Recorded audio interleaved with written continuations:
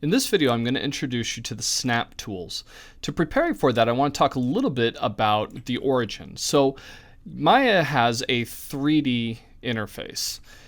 This is a 3D space that we're working within. Any 3D modeling program will have the same because you need to be in 3D to work in 3D. But the 3D coordinates are defined by their axes, the X, Y, and Z. So if you're not sure what those are, if you look at this bottom left corner here, there's the Z-axis, the Y-axis, which is pointing up, and the X-axis. At the 0 for all of these is the origin. So you can have it positive, so 1, 2, 3, or negative, negative 1, negative 2, negative 3, to define a spot. So if I say X, negative 2, Z, negative 2, then I'm talking about this point right here because I go negative 1, negative 2, negative 1, negative 2. All right, so there's that point. And then I can add in a third coordinate, so the X, Y, Z. X, negative 2, Y, 2, so I go up 2, and then Z, negative 2, which would be a spot about right here, 2 units above that 2 by 2 spot. And so those coordinates help you with moving anything within this 3D space.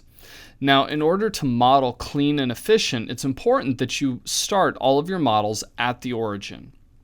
So when I select a polygon cube from up here to create a polygon primitive, you'll notice that it already starts at the origin. It's right there with its center right at the 0, 0, 0 space. Now I'm going to hit the W key to turn on these move handles, and I'm going to move it out of that space so that I can show you the snap tools to help you get things back into place.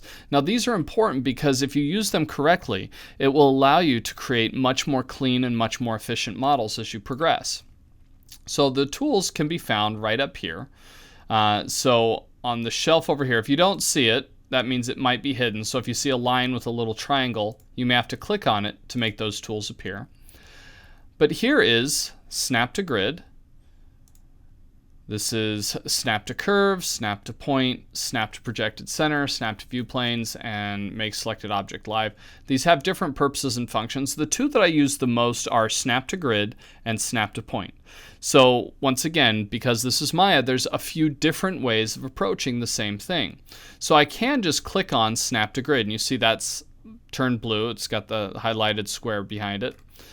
And it's also caused a change in these move handles. So if I unselect it, you'll notice that the center of the move handles are square. There's this little yellow square here. If I turn that on, it becomes a circle, and that shows that it's going to be snapped somehow. And so now when I left click and drag, you'll see that it is snapping to this grid as it's moving around.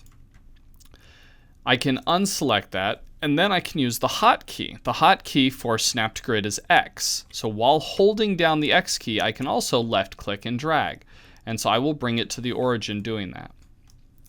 The other one I want to talk about is snap to point. Now if I turn that on and try and move this object around, it doesn't do anything. So I'll hit Control Z to undo and go back to the origin. It's not snapping anything because there's no related point to snap to. So in order to show this, I'm going to go into component mode. So I'll select a vertice. I will deselect snap to point to be able to move it out in space, and then turn it back on. And now, while holding down the left mouse key, as I highlight over different points, it will snap to those points. If I let go, then it stays. So I once again hold down, and while holding down the left mouse key, I can snap to point. So I can hold down and snap it back into place by, while it's being held down with the left mouse key, hovering my mouse over the point I want it to snap to. And then I will do the same thing here, and I've now returned it to its original position using snap to point. This also has a correlated hotkey, so I'll turn that off. And if I hold down the V key, as in V for victory, then I can snap to point. If I hold down the X key, then it's snap to grid. And so play around with these for a little bit and get used to snap to point and snap to grid. They are something that will help you immensely as you continue to progress at your modeling abilities.